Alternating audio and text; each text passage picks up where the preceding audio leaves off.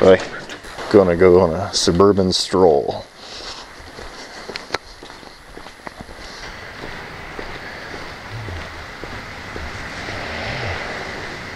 I want to talk about aristocracy and privilege. It's well known in France, before the Revolutionary War, there were often three early modern classes when the aristocracy still mattered, often known as the three estates. The first is the clergy, and then there's the nobility as number two, and the third is, commoners, everyone else. By the time of the French Revolution, and afterward, especially with industrialization, the aristocracy just doesn't matter they don't matter as much. And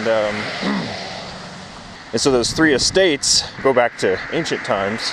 You had the two privileged classes at the top, the priest and the aristocracy. In the modern world, those three estates are not, it's not the scaffolding of the real power structures that be. Aristocracy and the priestly class, well, they're not nearly as relevant. They're not as important now. And so they're not a part of what we would consider the dominant class structures of modern society. And I think this is interesting because when you look at the three estates as they were at one time, the first two, the privileged classes, the aristocracy and the priests, the priestly class, the church, they don't matter anymore. And it's interesting, now you have to look at the third estate, and everything's going on now in the third estate. So you have the middle class, or you could even say the bourgeois versus the proletariat now. Those would have been grouped in the third estate in the past, and now those are the dominant powers. The wealthy industrialists versus the working class. Those are the two dominant powers in the class structure. But anyway, that's a way of saying things are different now. But in both ancient, medieval, and early modern times, the aristocracy did matter. And when you see the aristocracy begin to collapse, like you finally see, the Habsburgs and the Russians, those are the two sort of lingering aristocratic powers in Europe that still had great power. They were model aristocratic families, the Russians and the Austrians. And by World War I, those two big families, the Habsburgs, one big family, the Habsburgs in Austria and all over, quite honestly, all over Europe, ruling in places. After World War I, they lost their power, and so did the czars of Russia. So no more aristocracy at that point. But we're not going to talk about how those collapsed. Those are power structures that are kind of obvious, how they collapsed. They had to do with revolution, had to do with Great War, had to do with being taken over by the new industrial class. But another example I'd like to talk about now is the one that happened in Athens. There's an interesting illustration of the collapse of aristocratic families themselves in classical Greece. What's interesting about post-ancient Dark Age Greece is that they already had a distaste for monarchy. So, yes, aristocrats still had power. You often had governments operated by an oligarchy, but the Greeks really hated the idea of a king who had, near absolute power, or that was something, you didn't become a king. If you took over and tried to become a king illegally, they called you a tyrant, a tyrannos. And so that's where we get the modern word tyrant. The definition is used, it's just a little bit different.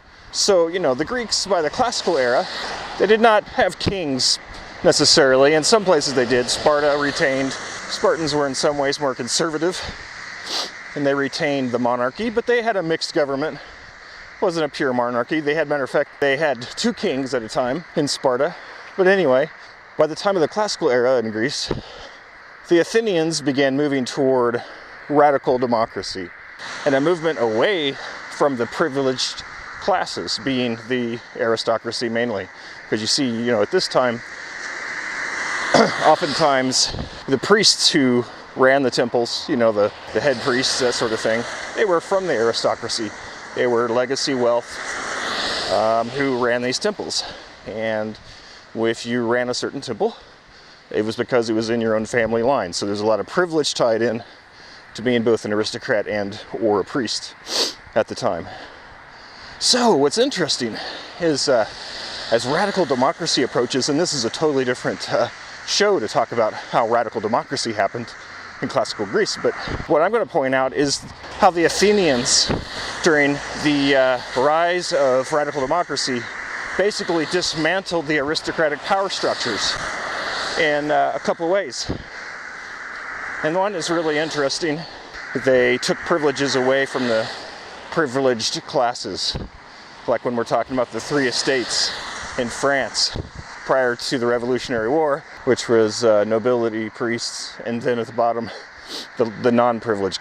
One thing that the Greeks set out to do, is really a part of their legal code, is that the temples and the cults and the ceremonies and that sort of thing, even though they might be funded by the elite, priests would be now, instead of from a privileged family, who passed down the rites and knew all the hand signs and what to say and what to sing.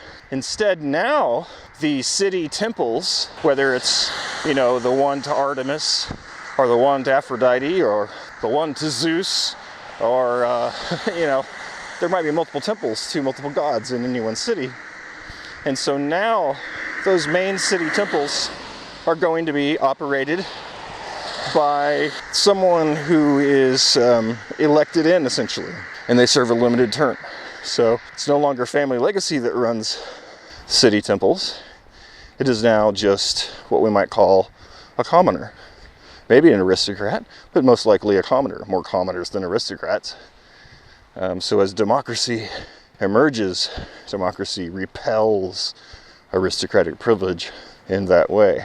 And so you got to understand that parallels radical democracy. So now with that sort of government, commoners can vote, and it removes the privilege of aristocratic sorts whose votes are worth more, or whose say is worth more. So you see oftentimes with the true collapse of aristocracy can linger on longer than a monarchy. They can just linger and linger, and they still exist today. But the real dismantling of an aristocracy has to do with the removal of privileges. Sometimes a slow removal, sometimes a quick removal. So there it is, dismantling of privilege. And so how do we apply that to modern terms? Right now we talk about the elites.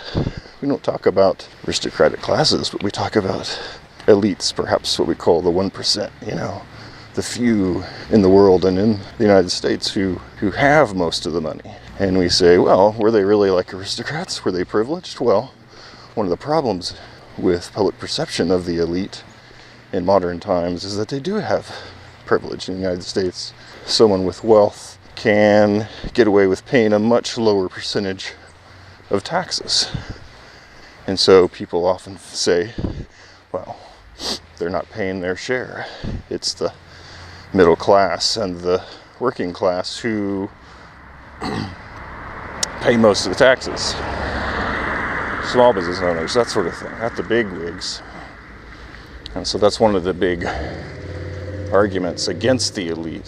So if the elite perhaps were paying their share of taxes, they wouldn't be able to use that argument against them. They could stay sort of hidden behind. They don't want to be seen as someone with privilege.